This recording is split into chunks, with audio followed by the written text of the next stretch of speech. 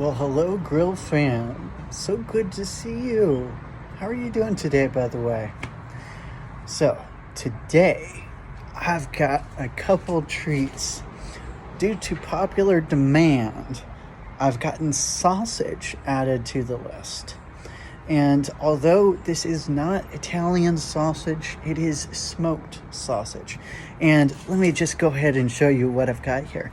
So, you're going to notice, by the way, on this very dirty grill, which I always need to clean, I've got myself, look at that. I've got 1 and 2 smoked sausage pieces right there.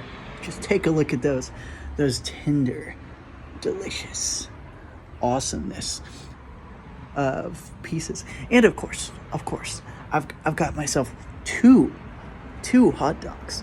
Not 1, not 3, but 2.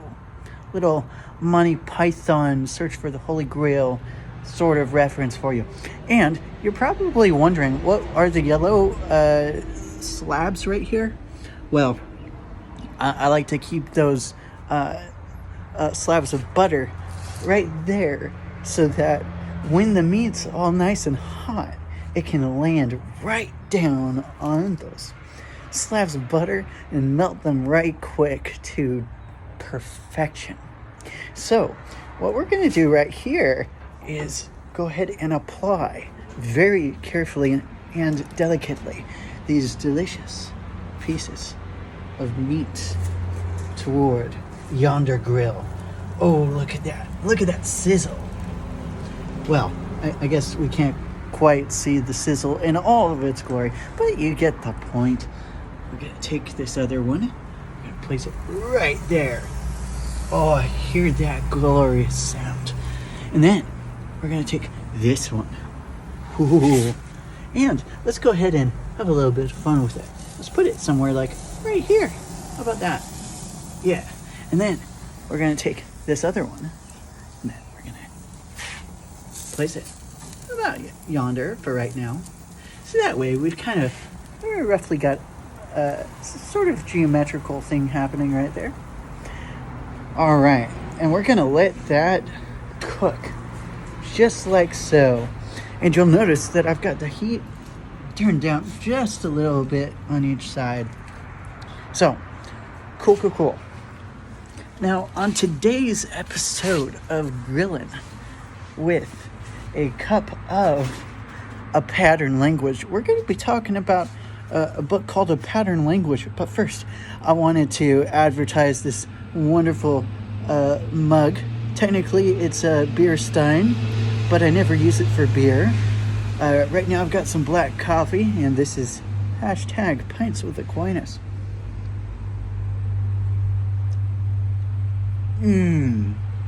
Oh, awesomeness. Oh, and also, just because this is going to be a longer episode than usual, I've got double the beverage. Right here, I've got me a Texas cup with a little bit of Zip Fizz.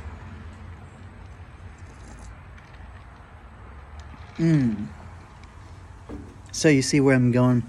Got 2 hot dogs, 2 sausage links, and two beverages. 2. In other news, my praxis book came in today, so now I can start studying for teacher credentialing in a more official capacity. Right, but today we're going to be talking about a pattern language. So this is a book that I've been meaning to get since I was in a fantastic Book Nook coffee shop in Arkansas. It's called Iron Horse Coffee Co. And it's amazing. So many books there, so cozy. And so this book is so awesome. It came out in 1977, but it's gone on to have a fantastic legacy. As you can see in my notes here, and I only know this because of my dad, who's a Walmart Global Tech Manager of computer programmers. This book, which is an architectural theory book, went on to have quite an impact in object-oriented programming. So, it's that good. It's that good. And as that article says, even today, more than 40 years after this book came out, it's still revolutionary. So, let's go ahead and get into it just a little bit, shall we? So, I'm going to smatter in a few quotes, and I'm going to smatter in a little commentary, in the style we typically do here. And minimal editing, of course, because that's how I do this. So, beginning quote, "This book is the source book of the timeless way. The other is its practice and its origin." So, timeless way, hashtag. Skipping on a little bit later, we read, "It's shown there that towns and buildings will not be able to come alive unless they are made by all the people in the society, unless these people share a common pattern language within which to make these buildings, and unless this common pattern language is alive itself." Now think about that for a second. I can read a couple more quotes here before I check back on the delicious meat. "The elements of this language are entities called patterns, and each pattern describes a problem which occurs over and over again in the environment, and then describes the core of the solution to that problem." Skipping along later, "In short, no pattern is an isolated entity." So, the patterns are very much alive and evolving. In fact, if you like, each pattern may be looked upon as a hypothesis, like one of the hypotheses of science. This reminds me a great deal of, check out Jonathan Pageau. He's an icon carver based in Canada. He's amazing. Eastern Orthodox tradition. Anyway, within the Symbolic World website, he's got this article on rediscovering forms. I don't know if you can see that link very well, but you can probably see the reflections of the trees. And so here's a quote from the end of that. "Let me conclude by summarizing what I covered in this blog post. In the first part, I explained that materialists should take hylomorphism seriously. Indeed, our current scientific ontology suggests that the world is made of potential, that's the hylo part, and patterns, the morphism part, matter and form. In the second part, I used St. Paul's treatment of head-body symbolism to explain symbolism from a hylomorphous standpoint. Symbolism is about studying and connecting the forms at work in the different layers of reality. And this isn't just an intellectual exercise, but an embodied and existential one as well. As we immerse ourselves in stories and patterns, the goal is to progressively open our eyes to the interlocking and mutually reinforcing patterns that hold the world together at all its ontological levels."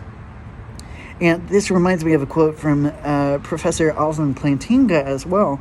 There's a video called "Science and Religion, Why Does the Debate Continue?", which was hosted at Yale University. And somewhere around 21:35 and 22:18 within that lecture, he says, "Still further, human beings display a powerful inclination to personify the world, to see it as populated by living spirits who, like us, love and hate." All right, and I'm going to go ahead and check out that dank meat, and I'm going to move it around just a little bit, ever so slightly. Man, I'm getting some good cooks here. Here, let's take a little look-see. Yeah. All right, now at this point, I'm going to go ahead and turn down the heat just a tad bit. Okay, cool. So turn down the heat, checked on the meat. Let's get back and repeat. So I was talking about Professor Alvin Plantinga. He was saying, so human beings display a powerful inclination to personify the world.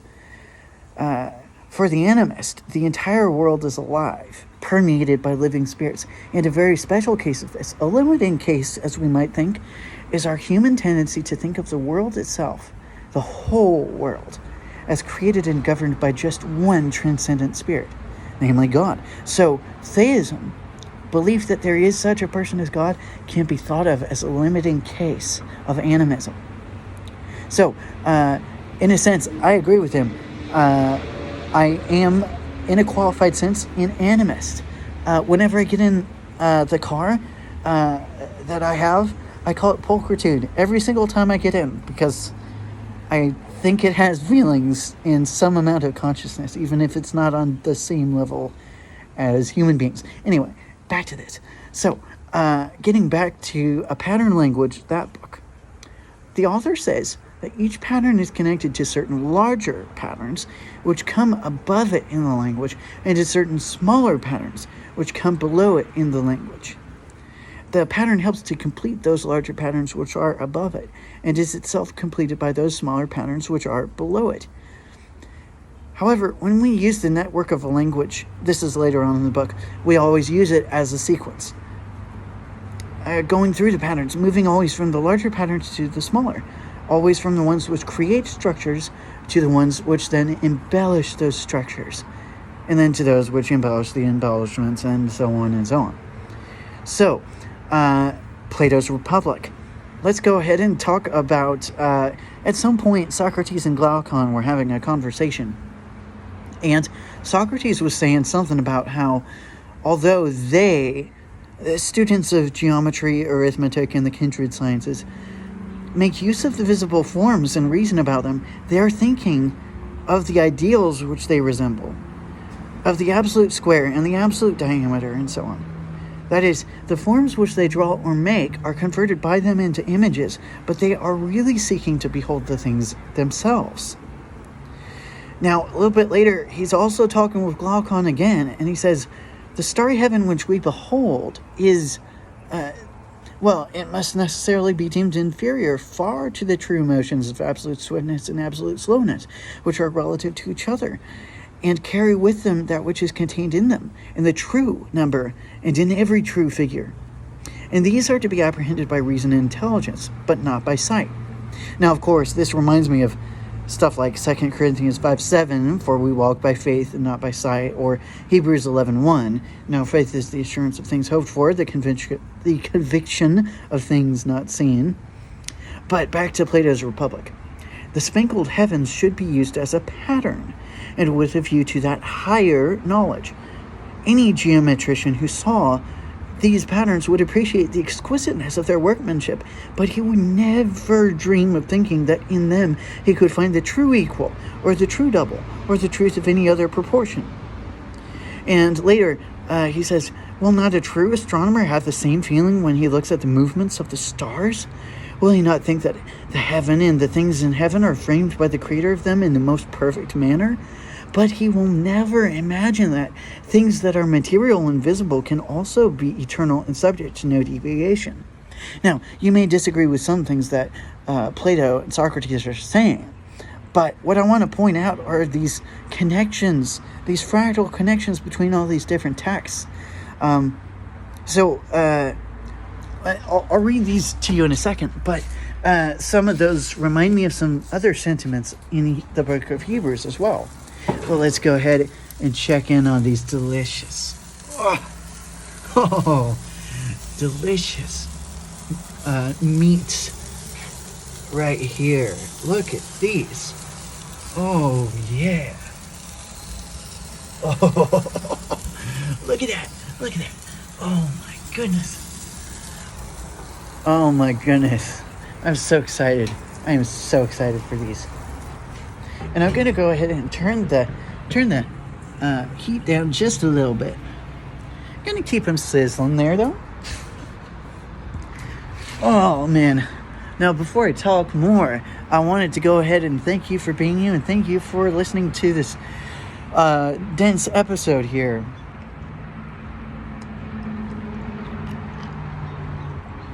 Anyway, here we go. So, all this talk about patterns, fractals, and such reminds me of, and the forms, reminds me of Hebrews 8:3-6, 9:23-24, and 10:1. I'm not going to read all of those in entirety, but I'll just point out that in the Hebrews 8 chapter, there's a bit which talks about how the Jewish priests serve at a sanctuary that is a copy and shadow of what is in heaven. In Hebrews 9, there's talk about the copies of the heavenly things. So in the Hebrew letter, there's the argument that Christ came not only to purify the copies of the heavenly things, but also the heavenly things themselves with better sacrifices. And it also talks about how Christ didn't only make an appearance here on planet Earth, but also in heaven itself. And also, there could be a sidebar into Christ ascending into hell and preaching to the spirits in prison and rescuing those spirits, but that's a whole other episode. Oh, Hebrews 10. The law is only a shadow of the good things that are coming, not the realities themselves. So, patterns, people, patterns. Back to a pattern language. We read, this is a fundamental view of the world. It says that when you build a thing, you cannot merely build that thing in isolation, but must also repair the world around it and within it, so that the larger world at that one place becomes more coherent and more whole, and the thing which you make takes its place in the web of nature as you make it. Also, many of the patterns here are archetypal, so deep, so deeply rooted in the nature of things that it seems likely they will be part of human nature and human action as much in 500 years as they are today. So, finally, a note of caution. This language, like English, can be made a medium for prose or a medium for poetry. The difference between prose and poetry isn't that different languages are used, but that the same language is used differently. Just as each word carries several meanings and the sentence as a whole carries an enormous density of interlocking meanings, which together illuminate the whole, so the same is true for pattern language when it comes to architecture. It is possible to put patterns together in such a way that many, many patterns overlap in the same physical space, so that buildings are very dense, and so that things have architectures have many meanings captured in a small space, and through this density it becomes profound. So the fact is that what we've written is a first step in the society-wide process by which people will become conscious of their own pattern languages and work to improve them, so that the languages which here's another bit. The languages which people have today are so brutal and so fragmented that most people no longer have any language to speak of at all. And what they do have is not based on human or natural considerations. And this book is hoping to be a part of solving that problem of such fragmentation and splitting and division. Oh, goodness gracious. There are a couple of quotes to end on, but that's the meat of today's portion. So thank you for listening to this very dense and fast-paced episode. Let's go ahead and check in on the meat before I present those closing quotes. Woo! Oh, I'm so excited to eat these.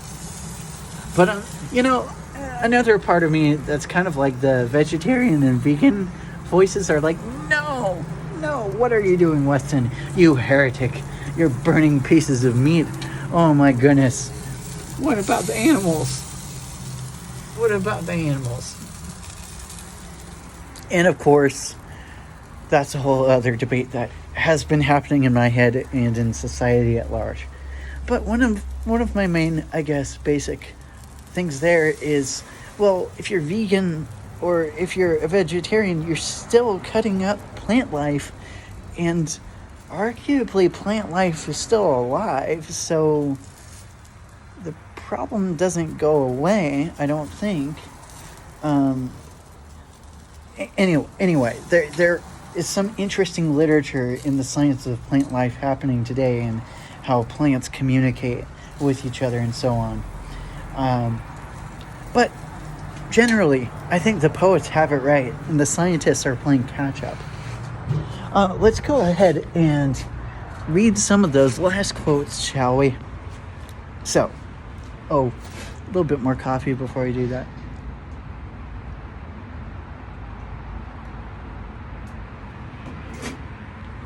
Okay, now I think I can relax a little bit now that most of the episode is done. I just didn't want to drag this on for 30 minutes. Anyway, so back to Plato. Even so, this is also from the Republic.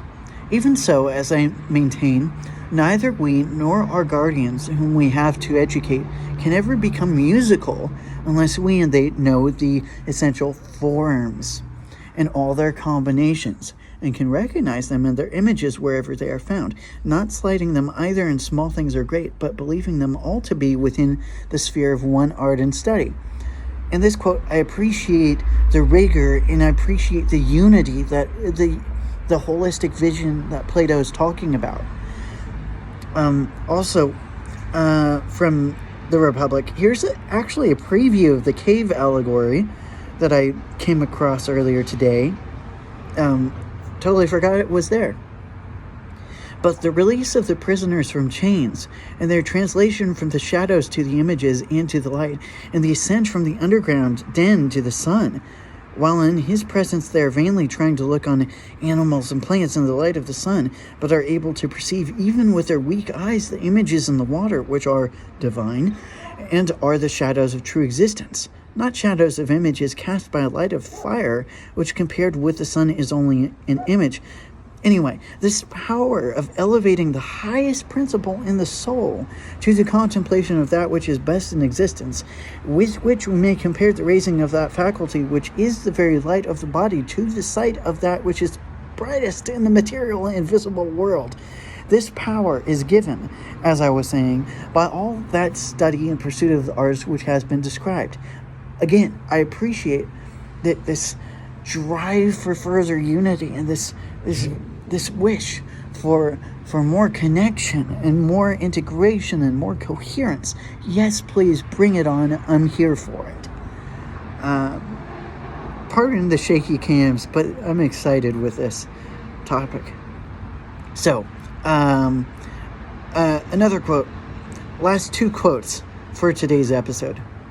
This one is also from Plato's Republic, and it's on the need for robust and circumspect sapience, which reminds me of 2 Corinthians 10:5. First the Plato quote, then the Bible quote. Plato: until the person is able to abstract and define rationally the idea of good, and unless he can run the gauntlet of all objections, and is ready to disprove them not by appeals to opinion, but to absolute truth, never faltering at any step of the argument, unless he can do all this, you would say that he knows neither the idea of the good nor any other good. He apprehends only a shadow, if anything at all, which is given by opinion and not by science, dreaming and slumbering in this life. Before he is well awake here, he arrives at the world below and has his final quietus. So, there's that, and then the Bible quote. We demolish arguments and every pretension that sets us up against the knowledge of God, and we take captive every thought to make it obedient to Christ. Now, this may seem like a little mismatch in like nonviolence and violence, but the idea is there, trying to be robust in looking at these arguments, and I think Platonism and Christianity work pretty well in hand. And as C.S. Lewis once said, I think the best of Platonism you can find in Christianity. And with that quote from 2 Corinthians in particular, I think Paul would say that we are demolishing like destructive arguments. And when we are captivating every thought to make it obedient to Christ, what we are doing is trying to bring toward a less violent and a more productive way of living. So, this has been a very pregnant episode, and I am excited to eat this food because I am hungry as all get out. But let's go ahead and take a little last look-see. Oh my goodness. Oh, look at that. Look at that. Oh, hallelujah. And let's go ahead and test the theory. We're going to put this down here. And we're going to put this down here. And we're going to put this here. And we're going to put this here. And you can already see that butter is starting to really go. Look at that. All right. Well, this has been an absolute honor. Thank you for being you. Thank you for watching. I hope you're having a wonderful day. Go ahead and let me know what other meats you'd like me to grow up, or what other drinks I should drink, or what other books I should read. So thank you for being you. Dear Grill Fam, as always, may the force of God be with you, and may the odds be ever in your favor. All right. Check y'all later.